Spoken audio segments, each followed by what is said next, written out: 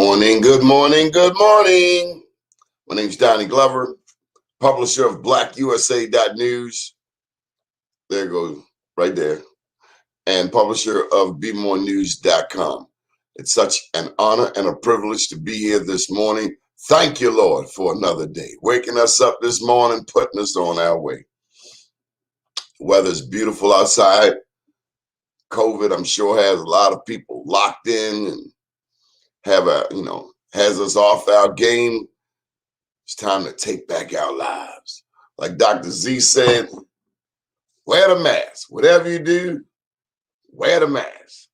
That's what we got to do. Dr. Zollicoffer, that was one heck of an interview yesterday. Set my mind at ease a tad. Dr. Michael Zollicoffer, he's been serving Baltimore for a couple of decades, 3 decades maybe. And then he's the son of another doctor. His daddy was my pediatrician up there at Garwin Medical Center. So it was such a joy to speak with him yesterday, to go through these COVID scenarios. The biggest thing he said, wear the mask. He didn't push the vaccine heavily. He did tell us that the Moderna vaccine was the one developed by the Black woman scientist. He calls it the brother shot. But I think he allayed a lot of fears and told people to essentially, just like Governor Hogan, wear the mask. Wash your hands too. Stay away from nasty people. And he said, for the people that are going around without masks, he says, as long as you have your mask on, as long as I have my mask on, give it no thought. He said he isn't spraying his office down, just practicing common sense. I loved it. Really refreshing. Last night, we talked with Nkechi Taifa and Dr. Ray Winbush. We spoke about the trials that are going down. Also, the movement, reparations. HR 40 is moving forward. Special thank you to Sheila Jackson Lee for leading the way. They spoke of the icons who have been working for 32 years, going back to Congressman John Lewis, to push reparations. It is now a topic du jour. It is now fresh on everyone's minds. It is now time for both parties, both sides of the aisle, to no longer be reticent. It is also time for President Joe Biden to step up. He says he owes Black people. Come with these reparations. What's also interesting is how the reparations can and will come in many different forms, or can come in many different forms. It hasn't been determined how they will come, but it can come in many different forms. Student loan forgiveness. Hey there, Andy. Hey, Terrence. Hey, Terrence, I'm going to shoot you the link. If you can come and join us.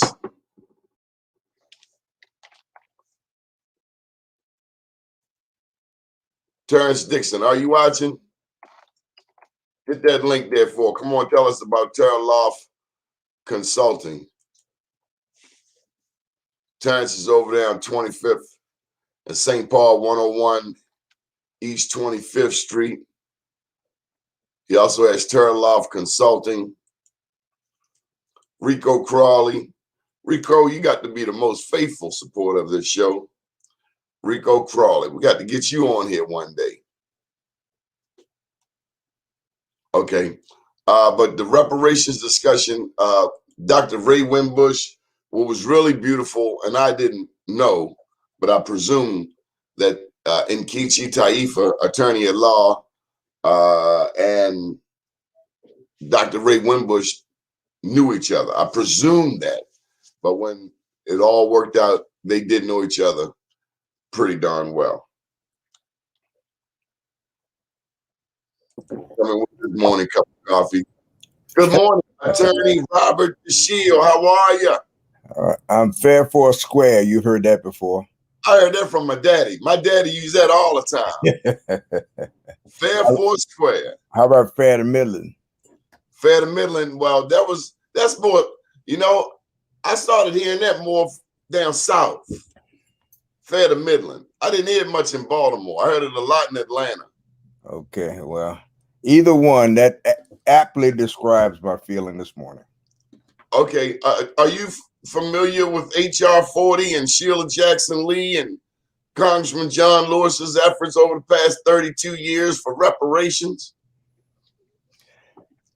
I know very little of the details of that effort. I do know that the concept of reparations started long before former congressman's efforts in that regard. But oh yeah, it goes back to Mum Bet. That's what they were talking about yesterday, Mum Bet. Yeah. And I didn't know that Mum Bet was related to W.E.B. Du Bois. Did you know that? I did not. I didn't either. Dr. Ray Winbush dropped a jewel on us last night.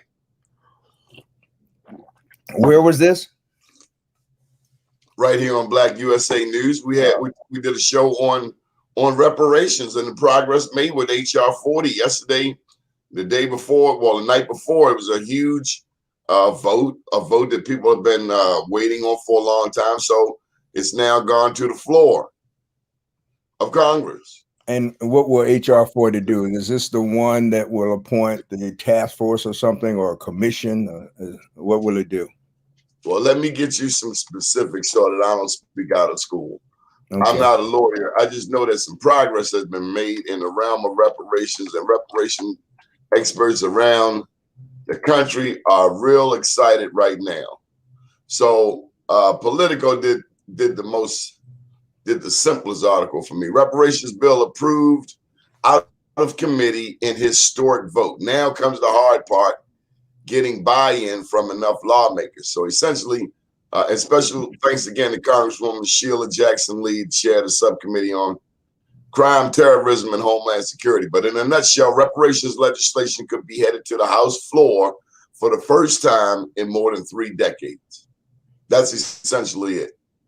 Okay. Wednesday night, the House Judiciary voted to bring HR 40 out of committee, a historic feat not accomplished since the late Representative John Conyers first introduced a reparations bill in 1989. The legislation has been introduced in Congress ever since then, but never made it past a committee vote until last night. And so the real question is, do you think that Biden will just jump in and make it a executive order? I do know that part. I know he can do whatever he wants. I know he said, I owe black people, and black people been saying since Mum Bet, y'all owe us. So kick it out.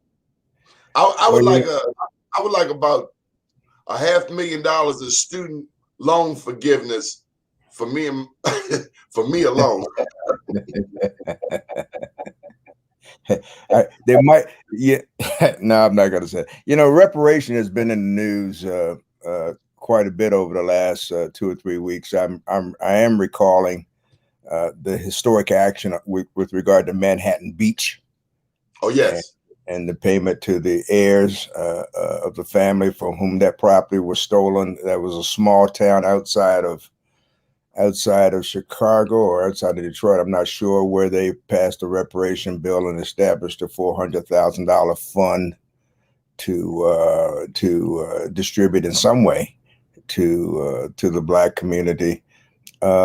It's extremely important that we be, if not making the decisions, that we be in the place and involved when the decisions are made, because if we cannot allow history to repeat itself, we cannot allow the decisions about who we are, what we are entitled to, or in particular, the amount of the debt owed, to be decided by the people that owe the debt. That we can't do. That's the antithesis of the American system of jurisprudence.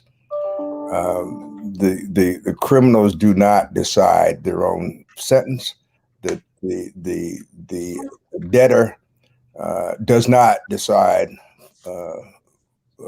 See, so now you know what I want us to come up with 3 black credit rating organizations. I think you should name one of them like BlackUSA.News X, and we can start giving America a credit rating, because right now they got a minus 1 million score.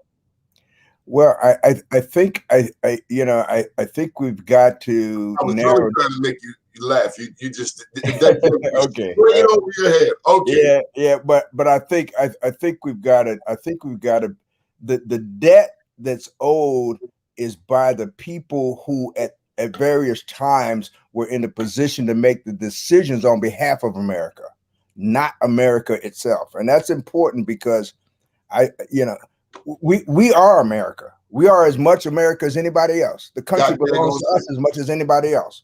So I don't want to issue a proclamation that says I got to pay me. I think we've got to be careful. I think that we've got to identify. I think we've got to be more targeted in our approach to reparation. The reparations will be owed, but the determination as to where reparations come from will not be based entirely upon race. It will not come entirely from white folk. There are black people who owe reparations as well. In other words, just like there are black people who believe in white supremacy, although they would not admit it. And some by choice, some by training, some by education. It doesn't really matter. The fact remains that there are those.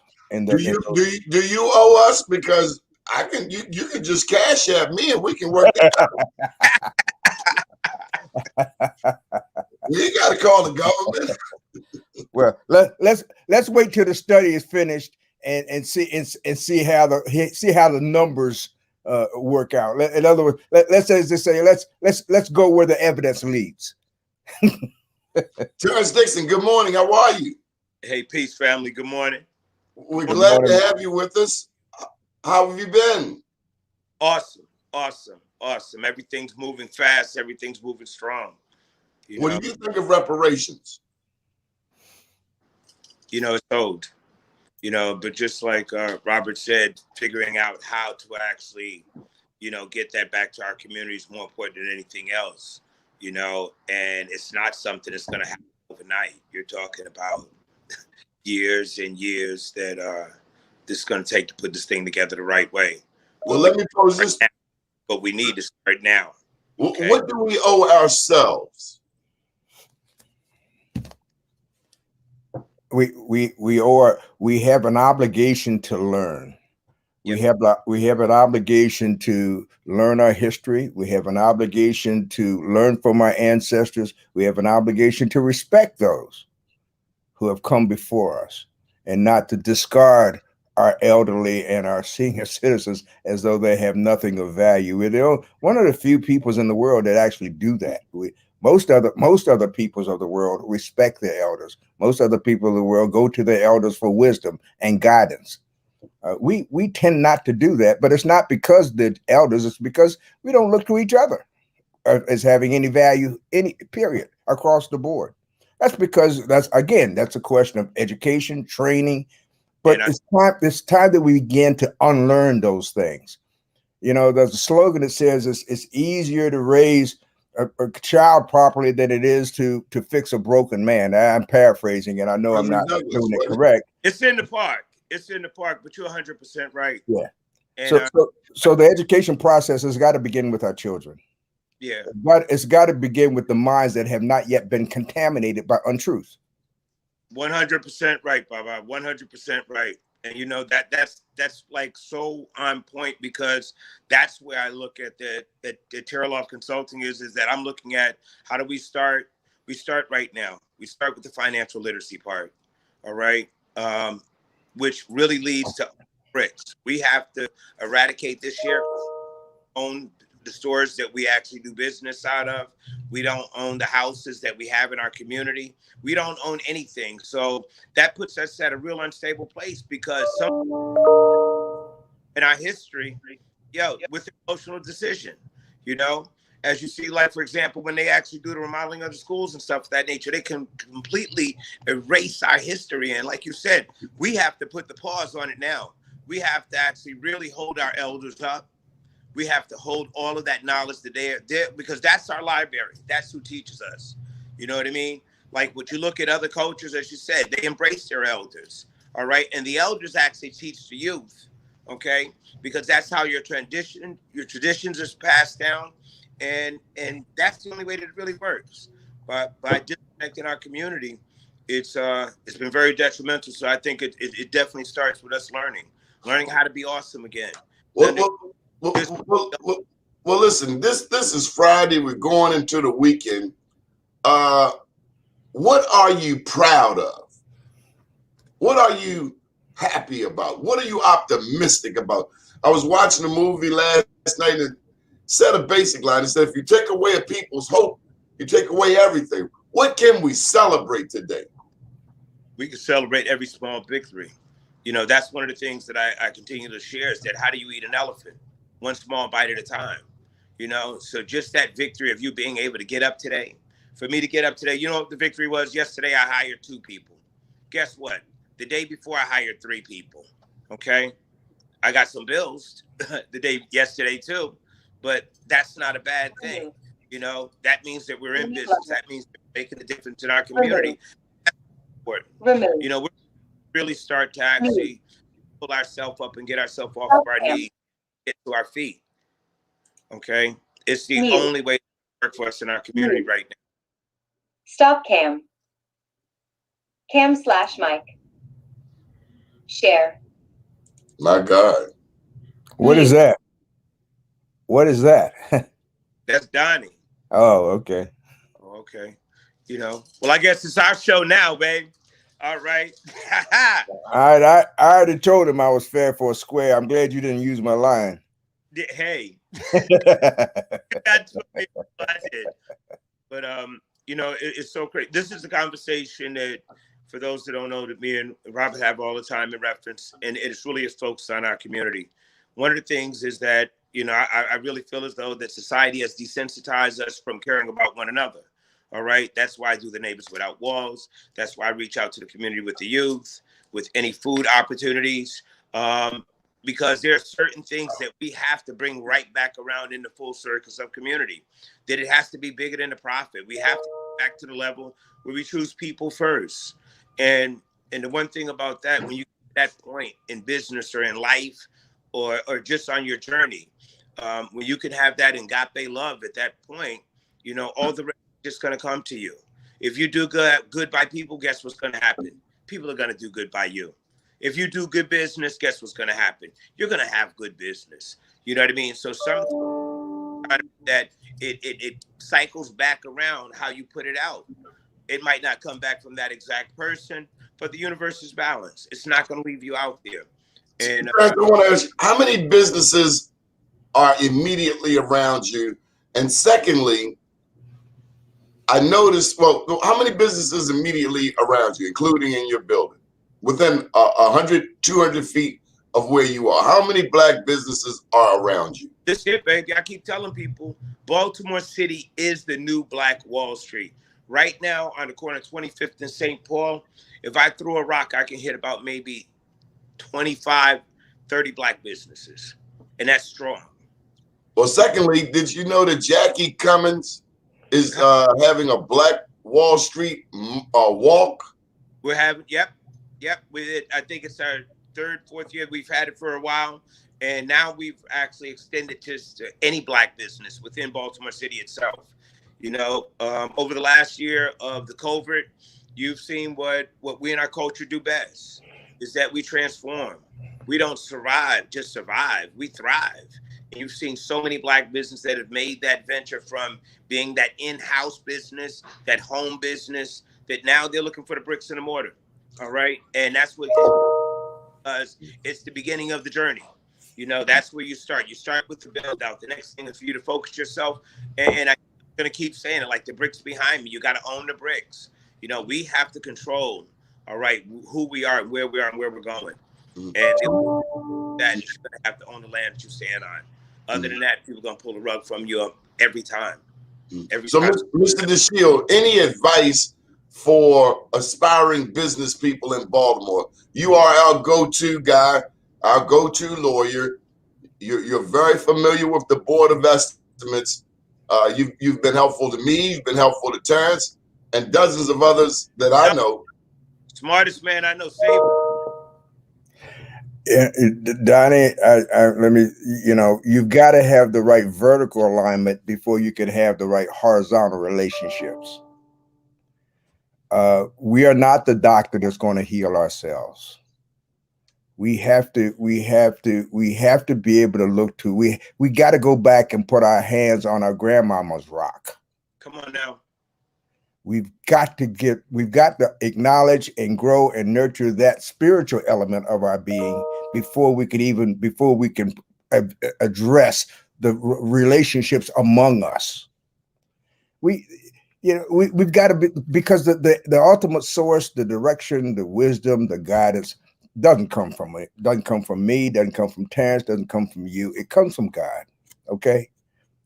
And until that relationship is right, until we acknowledge that relationship, there's hardly any other that will work the way it's supposed to, the way it can most efficiently and effectively for the benefit of our people. That's the plain truth. We're groping around we're running and chasing our tails in the dark, looking for an answer that's in plain sight. Looking for an answer that's in plain sight. The answer has never changed. And it's still today.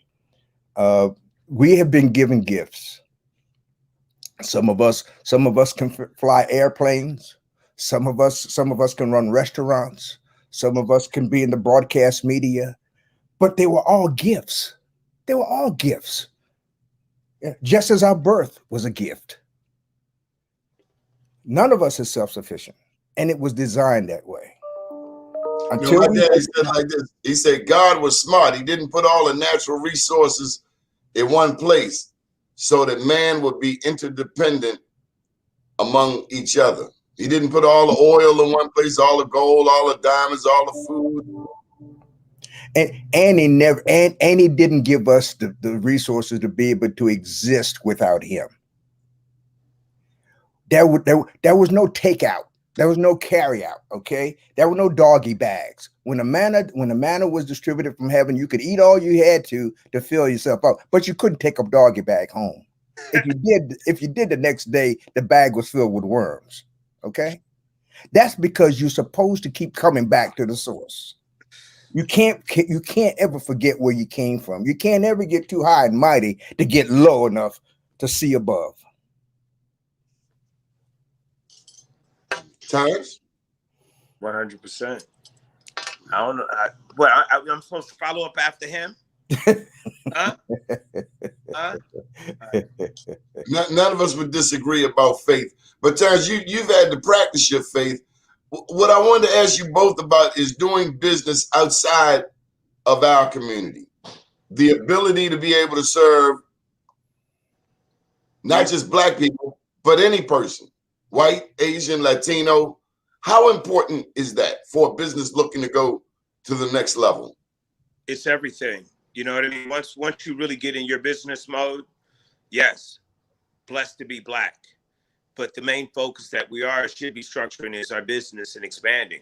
You know what I mean? Green is green. And also what it does, it's not just about the money. It's an opportunity for you to show others that you're awesome, that you have the ability to provide the service. All right, that you don't have to be just penciled in for 28%. Okay, and that's really what it is. What I look at is that it's not just the great service that I put out at Terra Cafe. It's the jobs that I am able to help people with, but also it's those youth. It's those other businesses that you keep encouraged. Like during this COVID right now, it's been very challenging for a whole lot of people. When people come and they see that, wait a minute, these cats aren't on their knees, because they hear the nightmare stories. They hear the real stories. Businesses are going out of business, are leaving here left and right. And, I was with Ricky Chen yesterday, the owner of Culture down on Pennsylvania Avenue. Great cat, man, one of my mentors. He's been in the game 15, 16 years. He's built by himself without no financing help in this city. All right, 3 different restaurants. And see, they should be throwing bags of money at him, because every time he does that, he changes a community, he changes the people. Okay. And see, that's where we're getting to right now, of where, you know, that's the important part about being that business out there and being able to serve others, that you can share. You know, Attorney Dashiell, on that very note, I don't know that our Black elected officials, our mayors, understand the need to support these businesses. The Preakness will be happening in May, right? Is that what it's? I think that's correct. Yes. My understanding is the Preakness is coming. For years, those Caribbean restaurants surrounding Pimlico are pushed to the side when the Preakness happens. They are the least of the beneficiaries of the Preakness. And I think it's time for it to stop. Donnie, not just the businesses, but the whole community. The whole community does not benefit at all. They do not. You know why? Because we're sharecropping. We don't own anything over there. All right. We haven't gotten a powerful enough voice to say that, hey, this is what we want. This is what we want to do. Okay. This is what's going on. We have the mayor. We have the mayor from Park Heights. These conversations are going to have to be somewhat hostile in an attitude of that, you know what? We're telling you what we want. We're telling you what we need for our community. For that amount of money to flow through that community, all right, and for you to see no change, all right, but dirty cups and listen, I'm not blaming the mayor per se. You know, we get the crumbs and we're happy with them. We get to set up outside and sell sodas and maybe a dinner or two, but we don't get an opportunity to vend inside. We don't get an opportunity of saying to listen, we're in your community. Here's a percentage of, you know what I mean, what we did today. Here's $1 million for the community. Here's $1 million for the youth and the elders. You know, at some point in time, it has to stop. And I say now.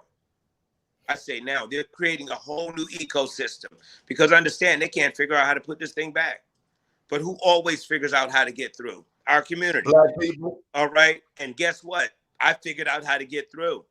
So let me just interject this, Terrence. I think there should be a street festival, shut down Park Heights, and let the people, the vendors, the businesses, it should be a street festival. And the people of the community should benefit, besides being able to offer up their backyard or their front yard as a parking spot. Those businesses up there, the people up there, the community associations, that's supposed to be Christmas. They should be able to make enough money that day to last them a good 3 to 6 months. Donnie, that's a start, but it's still crumbs. Okay, well, what do you suggest, Terrence? Because I don't hear anybody advocating for them. Well, you want to know what? What we need to I don't hear anyone. What we need to advocate for is for really Pimlico to really support that community. Okay? Just as though they spend hundreds of thousands of dollars marketing, all right, and putting out for the race. And, you know, that's a big piece of land. That's a big piece of land in a community. We need to be advocating for it now. Right now. Yesterday. Right now. Well, you know, there was an opportunity. Let me address a couple of issues. Number one, with respect to the businesses that exist year round and have to somehow survive the Preakness, they would be the ones who would be in the infield. They wouldn't be along the street. That's right. Try to catch people in. They would be the only place you could buy something from on the infield. Those businesses ought to be offered the first opportunity, at least, and to be on the infield and to make their fortunes, if there is a fortune to be made. But the other thing is, you know, we had an opportunity to own the not the Preakness, but the Pimlico, the track.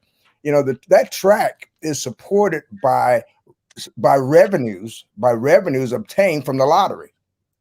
That track is supported by taxpayer money. Yep. Right. And so when the owners of the track approached the legislature and the elected officials for additional financial support to try to upgrade that facility, the same as was done out at Laurel, there was an opportunity then to negotiate a deal so that I thought that was anyway, what the city could actually acquire ownership or the right to acquire ownership of that facility and make that whole tract available for development directly by Black developers. Now, I understand that some of that may have occurred and may be part of the deal. I'm not privy to it, but I know it didn't turn out, from what I understand, it didn't turn out consistent with what I think the best interest of our community. Certainly not in a way that we could have benefited in the most meaningful way. Well, I want to say this: the little short lady advocate Rhonda Wimbish invited me to a meeting up in Mount Washington. It was a Sunday morning. She was there. Michael Haney was there. We were about the only 3 Black people in there. When they found out I was the press, they announced me, and their speaker was Bill Cole. There was about 75 people in the room, 3 Blacks. And once they announced the press was in the room, Bill Cole said, and he was running Baltimore Development Corporation at the time, he said, "We are not making plans for Pimlico." 10 o'clock on a Sunday morning in Mount Washington, 3 Black people, 75 white people discussing the future of Pimlico. Either we are at the table or we are on the menu. All of these state senators, 41st district, all of them, that councilmanic district, they've been talking about racetrack impact funds for years. And it's just been one blunder after another. I think we needed you up there a long time ago. We didn't need the politicians. We needed a Black lawyer to advocate for Black people, unapologetically. And you know what? You're 100%.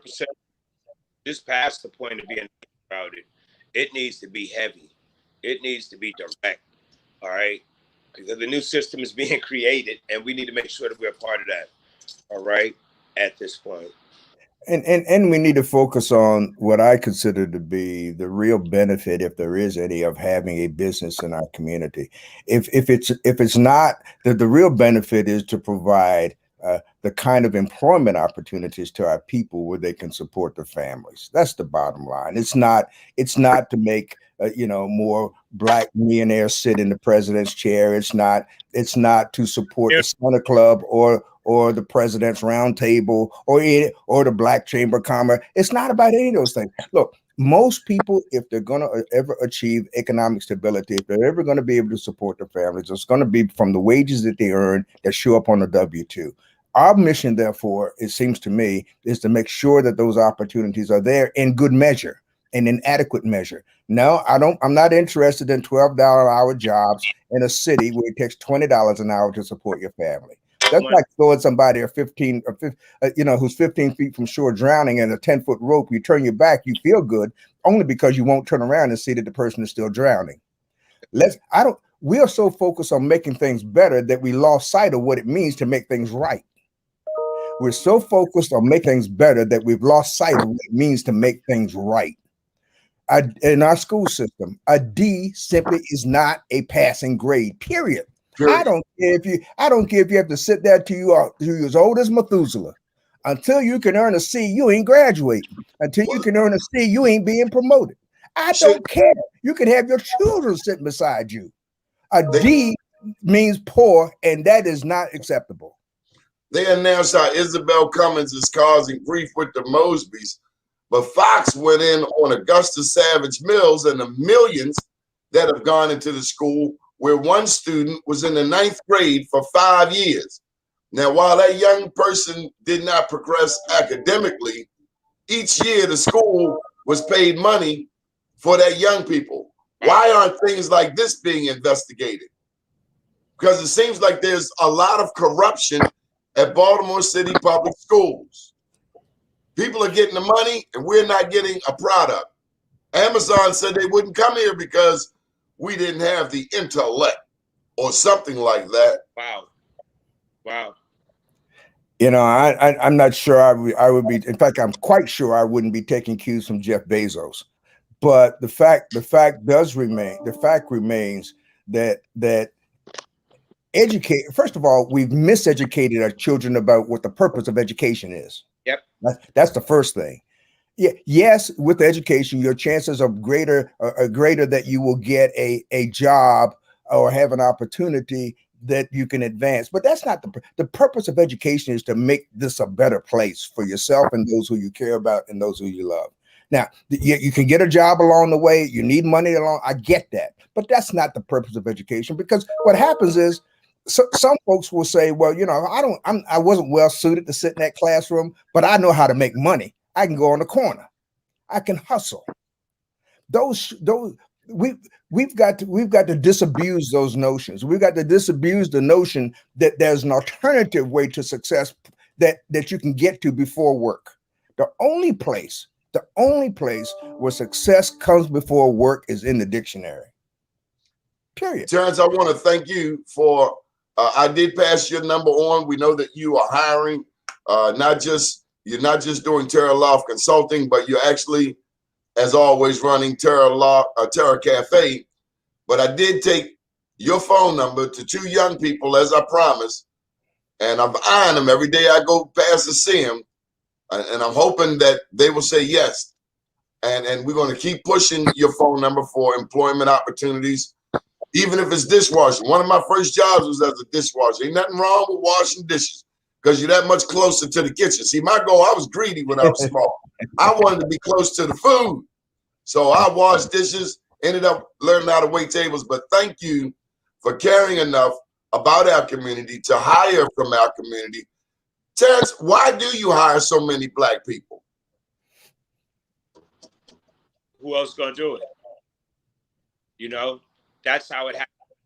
You know, in your culture, you hire who's around. You know what I mean? But one of the things also is I change the narrative. You know, our youth they got a bad deal. Okay.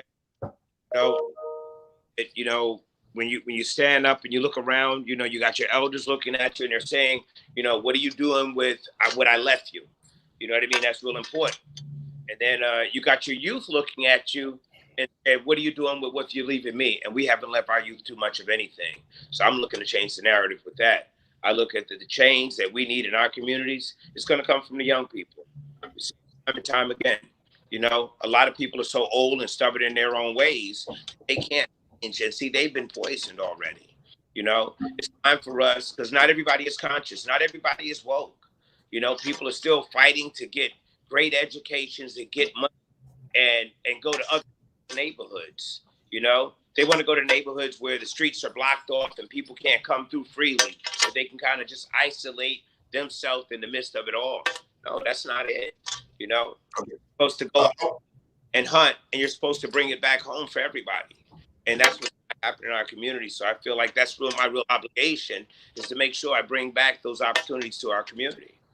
Gentlemen, is crime down in Baltimore? I keep seeing some notion that crime is down. Where? Mr. Dashiell, is crime down in Baltimore? Where that?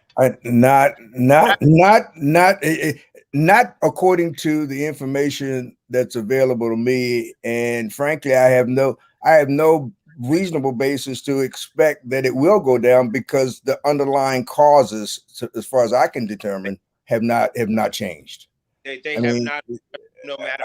I don't see the change. I mean, the ultimate reduction in crime will happen because of a number of different things, but foremost among the things that has to happen, in my view, is that you've got to establish trust between the community and the police department.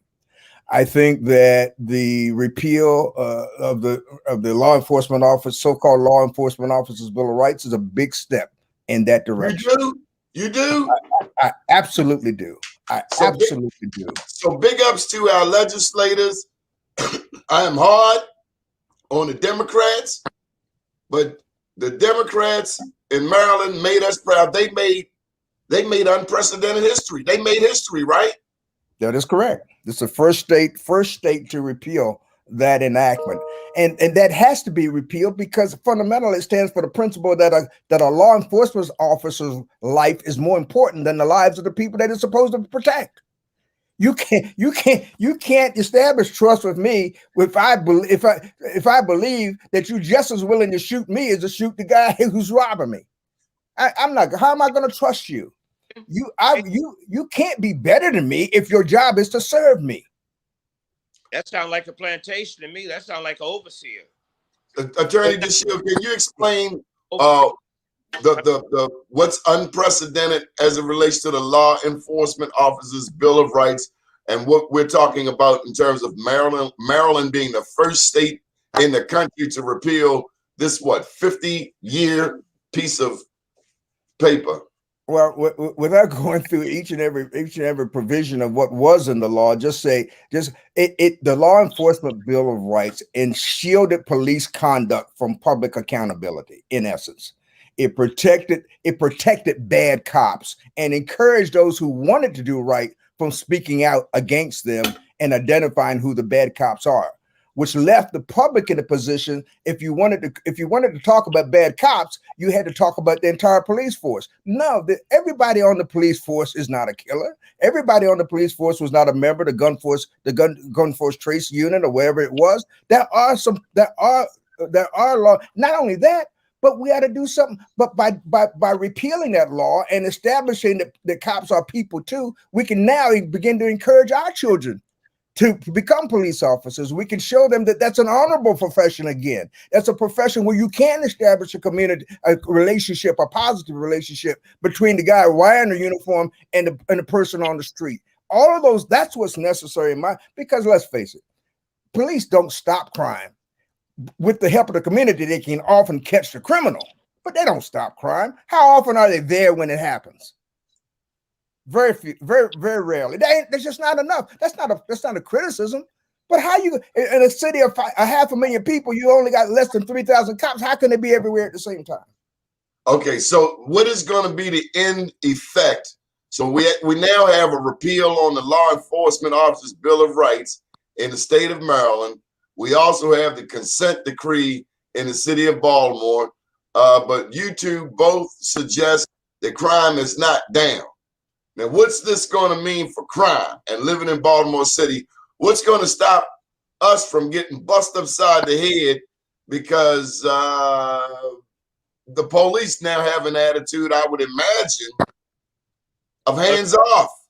If you're loitering in the hood, they don't care.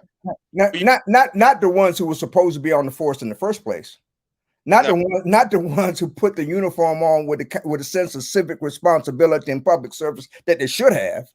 Not the ones who understand that the gun and the bullets are not there primarily to protect them, but to protect the citizens. The ones who understand. That was a reason why somebody said, "Wait till you see the whites of their eyes to fire." That's because that's the only way you would know who the hell you were shooting at. You can't shoot first and ask questions later. It don't work. It don't work. And you know what? Also, it's going to have to change. Even in reference to the police department, the real thing that's going to help public city of Baltimore City is getting in our communities. All right, giving opportunities to people. Okay, and changing the narrative of this poverty. I was humbled and honored to be on the transition board for the mayor. One of the things that so many people came by and shared information, which I was like a sponge. You know what I mean? I'm a lone wolf. All right. I focus on my community and my business and doing the best that I can. But this gave me an opportunity to see a bigger scope of what's going on. And I was introduced to something referred to as the Alice Report. And I'm sure that we talked about it before, Donnie, but it seems though it fits right now what we're talking about is that, the Alice Report was shared by the United Way. And the crazy part, it shares the level of poverty within a community. And as I sat and I started to listen and I thought, poverty, wait a minute, that's something in a third world country. That's somebody that doesn't have electricity or water or food or whatever. And then I realized here in the U.S., the average in our cities is about 15 to 25%. And the way that they gauge that is that if you took away all government support, federal, local, state, Section 8, disability, WIC, you take everything away, okay, that a family or a person has to live on what they actually earn themselves. And the average for the U.S. was about maybe 15 to about 25, 24%. And then I saw Baltimore, okay, and it was 30%. And I was like, whoa, wait a minute, Baltimore, 30%. But then I didn't realize there was another line right up under Baltimore, and it said Baltimore City. The poverty level of Baltimore 85%. is 85.1%. 85.1% of Baltimore City. If you took away disability, Section 8, daycare, childcare, WIC, okay, and any other federal or state support, and you had to live on your own, 85.5% would be below the poverty level.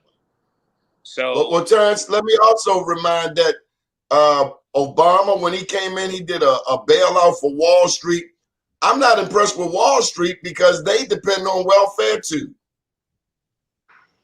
Yeah, that's the thing. The getting government support is not new, and contrary to popular belief, it clearly didn't start with benefits for Black folk. Okay, affirmative action was in place long before the Civil Rights Act. It was First reparations went to slave owners, right? Yeah, exactly right. So look, the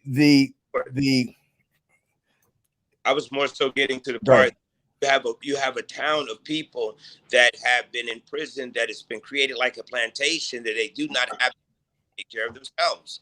So what you find is a city that is basically a plantation that is harvest off of those that are ex-offenders, for those that are homeless, those that are mentally challenged at this point, and those that are addicted to some drug or something of that nature. All right. I would say, Terrence, the problem is that the assistance for most people, particularly Black people, is subject to annual appropriation. It's an add-on. It's an extra. It's not part of the. That's the problem. You can't make plans for your future if you always got to fight for survival in the present. That's what we talk about it all the time. Okay. You can't, you absolutely can't do it. If the government is there to protect those who have too little from those who have too much. That's the real purpose of government, contrary to popular belief. That's why government's there. Jeff Bezos doesn't need government protection. Oprah doesn't need government protection. Tyler Perry doesn't need it anymore, government protection. Right? You and I need government protection. In a conventional way. So the government is not supposed to be efficient. Government is supposed to be responsive to the needs of the people.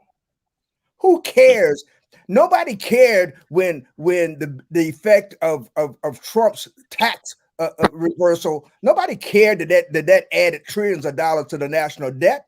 You ain't talking. All of a sudden, the mantra of so-called Republicans, of Rand Paul and all the rest of them, we got to balance the budget. When the last time you heard a Republican talk about balancing the budget? You have not heard it at all. You haven't heard it at all, because the issue was never how much you spend. The issue was always who you spend it for. So, Mr. Bob, is it time that Black people flood the Republican Party?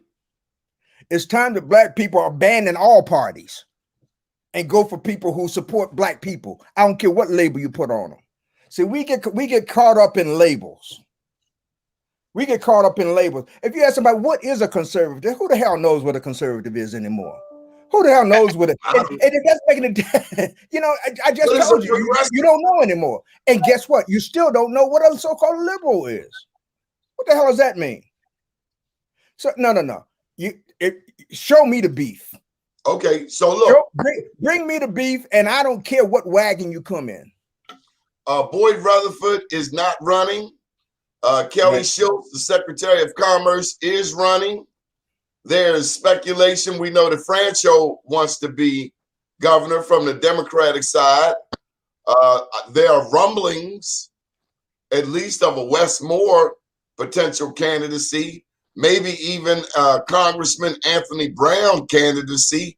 I get emails all the time from DC from Ben Jealous, whom we haven't seen since the last election, but he insists on sending editorials.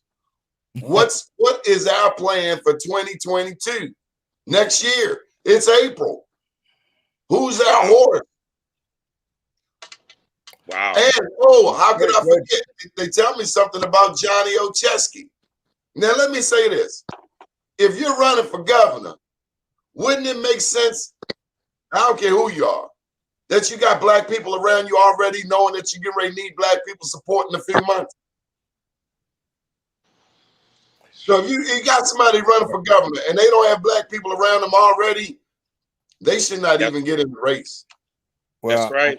You know, I have no idea who's going to run for anything other than the people who've announced. I read the same thing that you did about Boyd not running, and about Kelly running for the Republican nomination. Franco's been running for governor for the last 25 years, from what I can see, in my opinion. Huh? He's been running for governor for the last 25 years, ever since he became comptroller. But but what we don't have down here, and I'm thinking about this, we need an African American Leadership Training Institute. We need a process whereby you say, who do we have? And the fact of the matter is, we don't have anybody, because we haven't developed the means with our community of identifying who we should have. Baltimore County is up next. If Julian runs for county executive, who do we have to run for Julian's seat, the only black seat in Baltimore County? And then when are we going to push up on that Izzy Patoka race, his district in Pikesville? There's enough black people out there. Julian doesn't get a pass because his skin color is the same as mine. We've had too many examples of that. Julian will get my support when he proves that his heart and his head and his commitment is in the same place where mine are. You don't get, the gap between those who have and haven't and who have not. Rich people got much richer under Obama. Okay, the wealth gap got wider under Obama. So the fact that you look like me doesn't mean you are like me. That's what I mean. We haven't developed the means within our own community of identifying those among us who are really a part of us, who are going to strengthen us. We don't know that. Now, you talk about people surrounded by black folk. Of all the people who've indicated that they might run, Ocheski has got more. Well, look, the health department's headed by a black guy. The Department of Public Works is a black woman. The county administrator is a black woman. The county Department of Economic Development is a black man.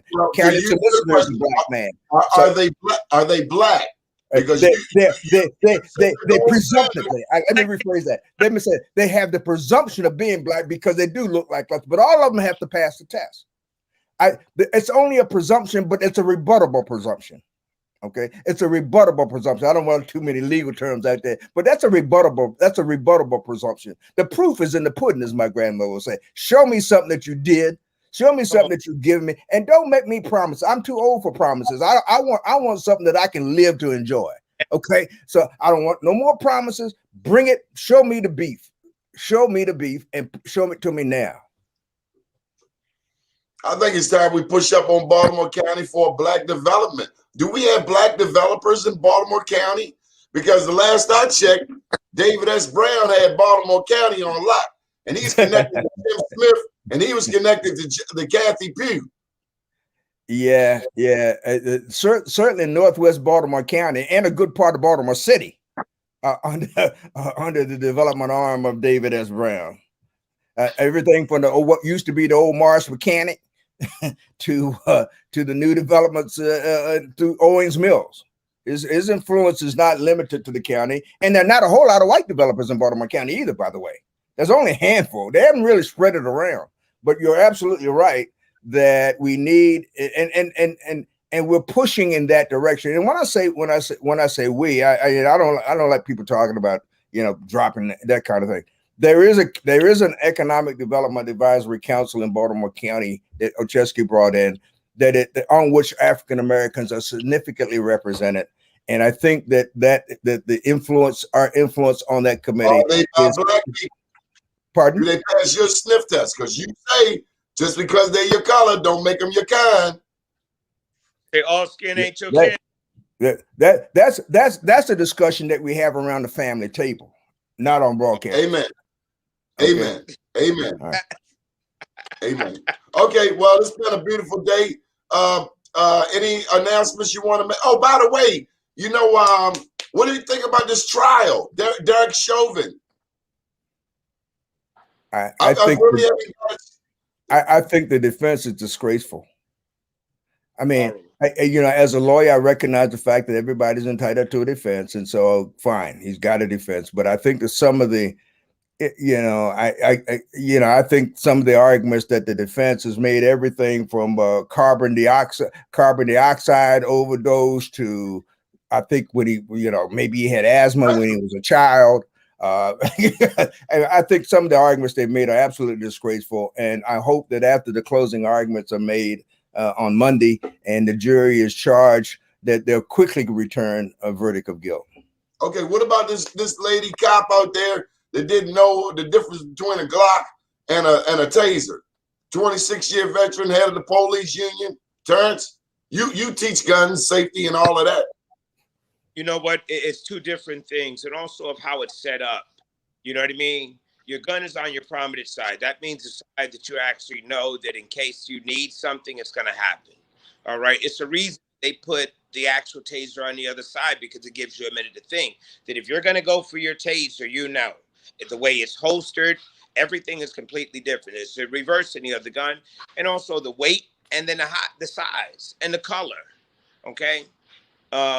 Nothing but an excuse. Nothing but a lie. Nothing but a lie. Nothing but a lie. And I have a son out here in the car right now, and I'm fearful every day. And, I got a lot of youth, a couple of my youth. I'm so thankful for them. They've been able to actually, work, save their bread, and they bought vehicles. And I'm real concerned. Okay. Even as a black man now, when I'm 57 years old. All right. And I'm driving. Do not drive 4 deep in a car. Do not drive 4 deep in a car if you're black, man. Come on. Even me. Sometimes, you get that thought. You're checking, where's my ID, this, that, and the other? Because it don't have nothing about you. All right. It doesn't have to be anything about you or what you do. It's kind of like you're at the hands of what someone else thinks they want to do with you. All right. So, and you're still first came from New York. I had an incident. All right. Scared of shit. Oh, I ain't cuss. All right. But it was a real crazy thing to happen. And I had a suit, tie on, the whole 9 yards. You know what I mean? And spoke. You must have been in Bolton Hill. You must have been in Bolton Hill. Listen, thank you for joining us. Any final thoughts?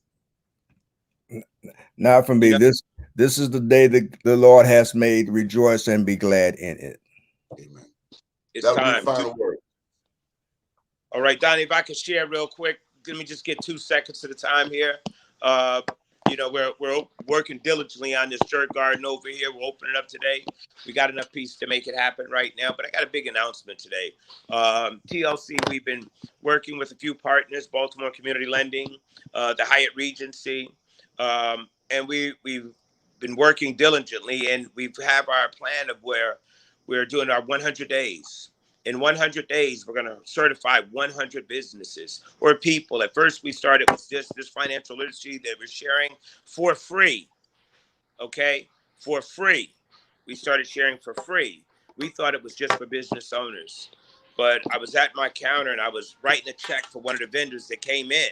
You know what I mean? I do everything open in front of my people. I want to give them exposure that most businesses won't do and let them see the structure of business, see that they have the ability to make it happen for themselves. But I had an 18-year-old young man standing next to me, okay?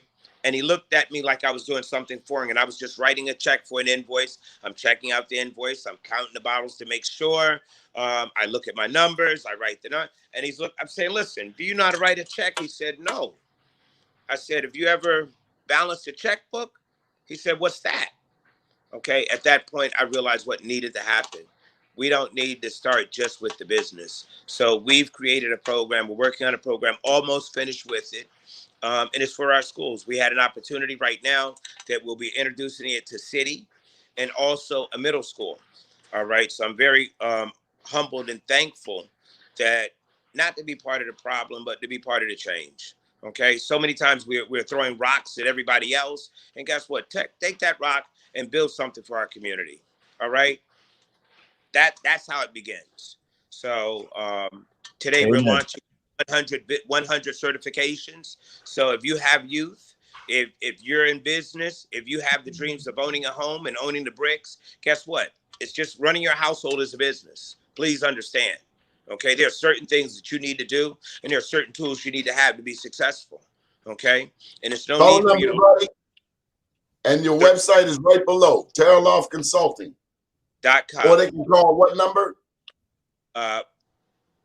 Look at you, got me on pressure. Reach on terraloffconsulting.com. All right, and we look forward to hearing from you. Okay. Good deal. That'll be the final word. A safe weekend, everyone. I'll be tightening up the book. We got to get it off to the publisher. My name's Donnie Glover, and thank you for joining us. Have a great day. All right, bless.